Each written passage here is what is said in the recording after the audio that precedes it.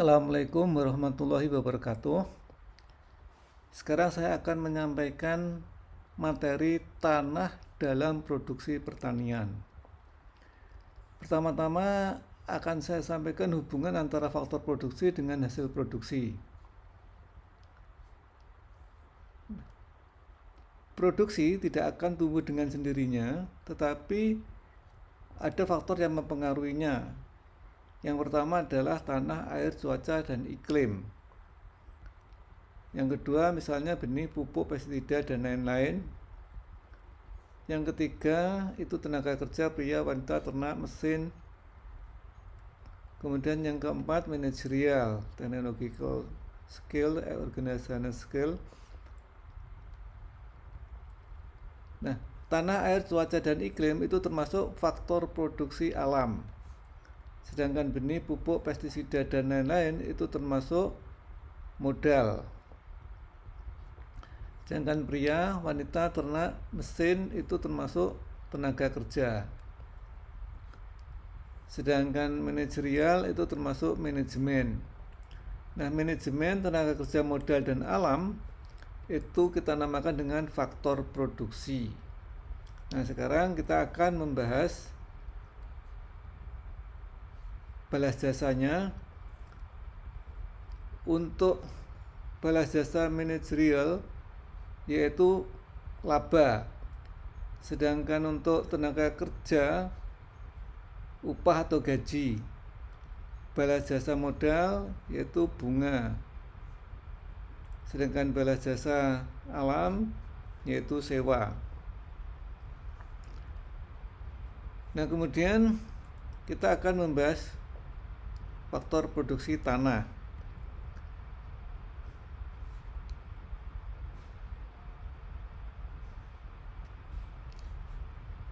Pengertiannya, tanah sebagai salah satu faktor produksi adalah merupakan pabriknya hasil-hasil pertanian, yaitu tempat di mana produksi berjalan dan dari mana hasil produksi keluar. Nilai tanah, faktor yang mempengaruhi tinggi rendahnya nilai tanah atau harga tanah, yang pertama adalah kesuburan. Semakin subur, semakin mahal. Nah, itu biasanya ditentukan oleh kelas tanahnya. Kalau sawah adalah S1, S2, S3. Kalau misalnya Tegal ada D1, D2, D3, dan seterusnya. Nah, kemudian yang kedua adalah lokasi, di mana apabila jaraknya dengan pasar itu dekat atau pinggir jalan raya, maka harganya menjadi lebih mahal. Yang ketiga adalah kelangkaan, yaitu jumlah pemilik dibanding dengan jumlah penggarap. Jadi apabila jumlah pemiliknya sedikit, jumlah penggarapnya banyak, maka itu semakin langka dan semakin mahal, sehingga bagi hasilnya juga semakin lebih menguntungkan pemiliknya dibandingkan penggarap. Yang keempat, kegunaan tanah. Apakah tanah itu berupa sawah, tegal, pekarangan, dan lain-lain. Harga sawah tentu saja beda dengan harga tegal. Kelima adalah kerawanan terhadap bencana. Jadi kalau di daerah tersebut sering banjir, sering gempa, maka harganya akan lebih murah dibandingkan dengan daerah yang aman, bebas banjir misalnya. Kemudian status kepemilikan lahan. Apakah itu sertifikat hak milik ataukah tidak ada sertifikat? Maka jika tidak ada sertifikat, maka harganya lebih murah. Nah, kemudian hak atas tanah antara lain adalah tanah milik perseorangan atau yayasan, kemudian tanah untuk kepentingan bersama atau hak ulayat, hak pertuanan atau hak persekutuan. Kemudian tanah konsen, yaitu hak mengerjakan norowito. Tanah persewaan atau penyakapan. HR-Pak, yaitu sewa turun-temurun 75 tahun. Hak obstal, hak igendon, hak sewa. Kemudian hubungan antara pemilik dan penggarap.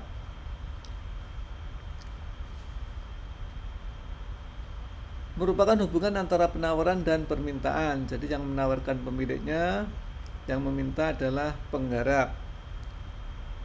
Nah, karena jumlah pemiliknya lebih kecil atau sangat kecil dibandingkan permintaan atau penggarap, maka tanah itu dikatakan semakin langka. Nah, maka dampaknya atau akibatnya kedudukan penggarap itu lemah karena jumlahnya itu banyak sehingga persaingannya tinggi, sehingga sewa tanahnya itu menjadi tinggi. Nah, kemudian bagi pemilik, kedudukan pemilik itu kuat. Pemilik memilih penyakap yang rajin. Pemilik memilih penyakap yang menawarkan bagi hasil yang menarik. Nah, kemudian untuk mengatasinya, sebetulnya sudah ada Undang-Undang Pokok Bagi Hasil, yaitu nomor 2 tahun 1960. Namun ini tidak jalan, maka ada solusi lain bisa kita sebagai alternatif, yaitu membangun perusahaan pertanian. Nah, kemudian persoalan-persoalan tanah, yang pertama adalah tentang luas kepemilikan tanah, yang kedua adalah kesuburan tanah, yang ketiga adalah perpecahan dan perpencaran tanah. Tentang luas tanah, itu kalau dilihat sebagai hubungan petani gurem dan petani luas, maka di Indonesia itu petani gurem itu menurut BPS itu didefinisikan sebagai petani yang memiliki tanah kurang dari 5 hektar. Jumlahnya sampai hari ini adalah 58,07%. Sedangkan petani luas yaitu tentu saja petani yang lebih besar sama dengan 0,5 hektar. Jumlahnya adalah 41,93%. Dari sini berarti sebagian besar petani di Indonesia adalah petani gurem, di mana luas tanahnya kurang dari setengah hektar, jadi sangat sempit-sempit. Nah, kemudian kalau dilihat dari segi ekonomi, yaitu petani subsisten, jumlahnya atau luasnya kurang dari 10 hektar, kita asumsikan bahwa 10 hektar itu adalah untuk perusahaan ke atas, 10 hektar ke atas untuk perusahaan. Nah, ditinjau dari segi ekonomi, yaitu petani subsisten ini jumlahnya 99,69%. Sedangkan petani yang luas, yang ini notabene adalah untuk perusahaan, itu hanya 0,31%, sehingga masih sangat kecil sekali yang digunakan untuk perusahaan pertanian. Kemudian kesuburan tanah, yaitu persoalannya adalah adanya kerusakan tanah, jadi menjadi tidak subur. Nah, tentu saja cara mengatasinya adalah dengan konservasi tanah. Kemudian yang ketiga adalah adanya perpecahan dan perpencaran tanah. Pengertiannya,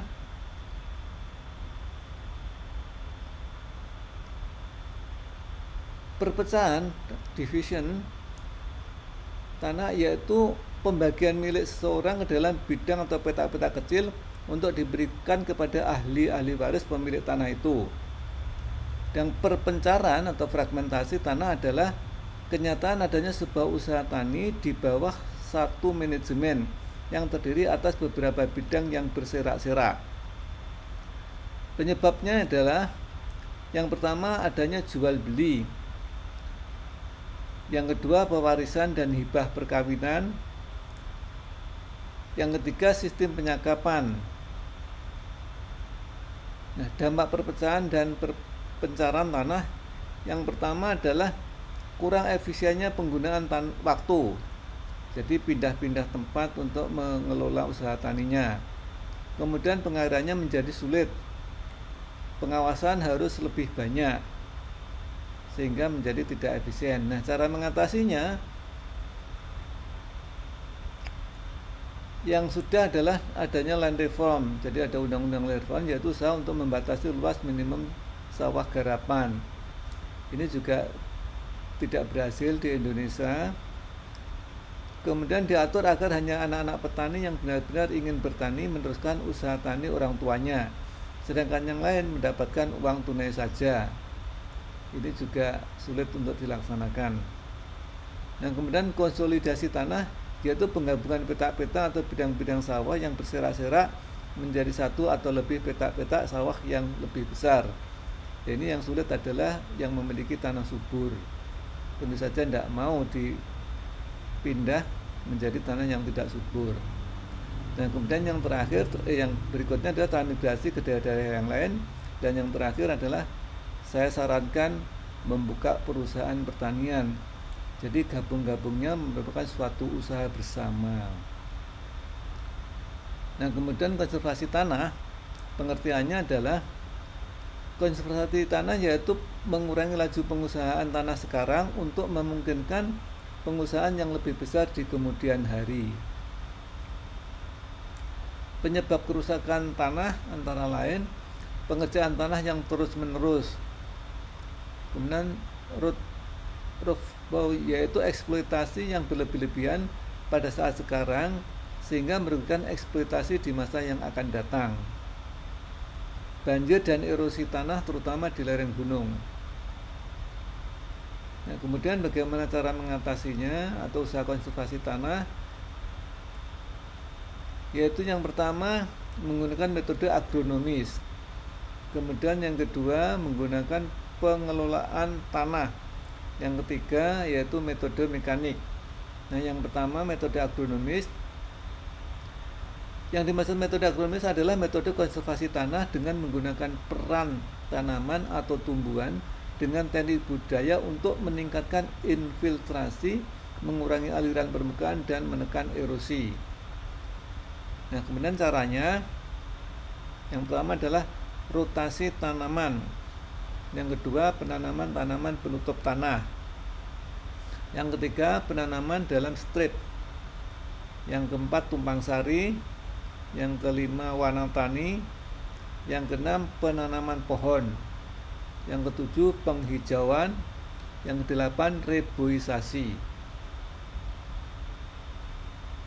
Sedangkan yang kedua yaitu pengelolaan tanah, pengertiannya pengelolaan tanah yaitu metode konservasi tanah dengan cara memanipulasi tanah untuk mengurangi pengaruh erosif curah hujan dan sekaligus meningkatkan kualitas lahan.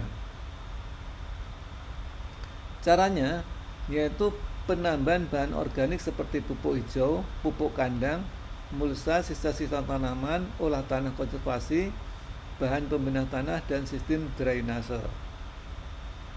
Kemudian cara mekanik, metode konservasinya berupa perlakuan fisik, mekanis, atau bangunan yang diberikan pada tanah untuk memperlambat aliran permukaan serta menampung dan menyalurkan aliran permukaan dengan kekuatan yang tidak merusak. Fungsinya adalah memperbesar infiltrasi, memperbaiki aerasi tanah, menyediakan air bagi tanaman.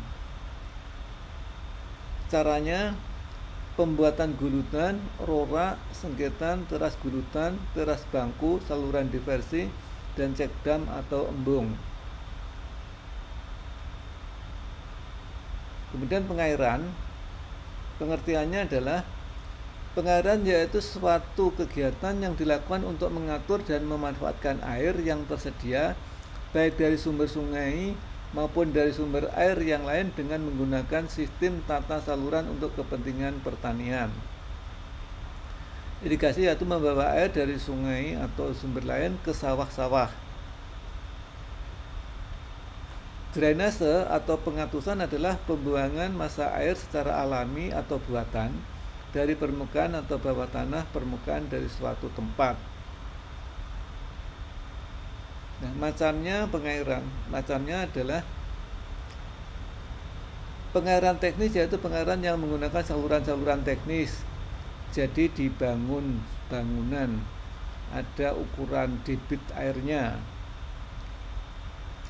Pengairan setengah teknis, kemudian pengairan rakyat, itu ini tidak ada bangunannya, atau pengairan secara alam. Demikian yang bisa kita sampaikan, mudah-mudahan ada manfaatnya.